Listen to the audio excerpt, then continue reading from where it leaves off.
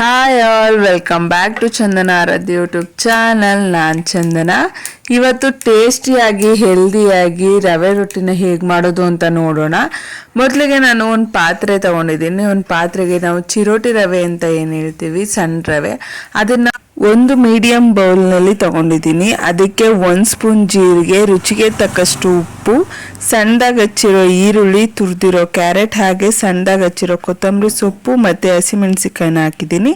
ಇದು ಆಪ್ಷನಲ್ಲು, ಬೇಕಿದ್ರೆ ಹಾಕ್ಕೊಳ್ಳಿ ಹಸಿಮೆಣಸಿಕಾಯಿನ. ಸ್ವಲ್ಪ ನೀರನ್ನು ಹಾಕ್ಕೊಂಡು ರೊಟ್ಟಿ ಅದಕ್ಕೆ ರೆಡಿ ಮಾಡ್ಕೋಬೇಕು. ಸ್ವಲ್ಪ ತೆಳುವಾಗೆ ಕಲಿಸ್ಕೊಳ್ಳಿ. 10 ನಿಮಿಷ ಬಿಟ್ಟು ರೊಟ್ಟಿ ಹಾಕ್ಕೊಳ್ಳಿ. ಇದನ್ನು ಬಟ್ಟೆ ಮೇಲೂ ಹಾಕೋಬೋದು, ಇಲ್ಲಾಂದರೆ ಎಣ್ಣೆ ಸಹಾಯದಿಂದ ಪೇಪರ್ ಮೇಲೂ ಕೂಡ ರೆಡಿ ಮಾಡ್ಕೋಬೋದು. ನಿಮ್ಮ ಅನುಕೂಲಕ್ಕೆ ತಕ್ಕ ಹಾಗೆ ರೆಡಿ ಮಾಡ್ಕೊಳ್ಳಿ. ಚೆನ್ನಾಗಿ ಕಾದಿರೋ ರೊಟ್ಟಿ ತವ ಮೇಲೆ ಹಾಕಿ 2 ಕಡೆ ಬೇಯಿಸ್ಕೊಂಡ್ರೆ ಹೆಲ್ದಿ ರವೆ ರೊಟ್ಟಿ ರೆಡಿ ಆಗುತ್ತೆ. ಇದು ಚಟ್ನಿ ಅಥವಾ ಗೊಜ್ಜು ಯಾವುದಕ್ಕೆ ಆದರೂ ಚೆನ್ನಾಗಿರುತ್ತೆ. ಒಂದ್ಸಲ ಟ್ರೈ ಮಾಡಿ ನೋಡಿ. ನನಗೆ ಸಪೋರ್ಟ್ ಮಾಡೋ ಪ್ರತಿಯೊಬ್ಬರಿಗೂ ಥ್ಯಾಂಕ್ಸ್ ತಿಳಿಸ್ತಾ ಈ ವಿಡಿಯೋನ ಇಲ್ಲಿಗೆ ಎಂಡ್ ಮಾಡ್ತಾ ಇದ್ದೀನಿ. Do subscribe for more videos.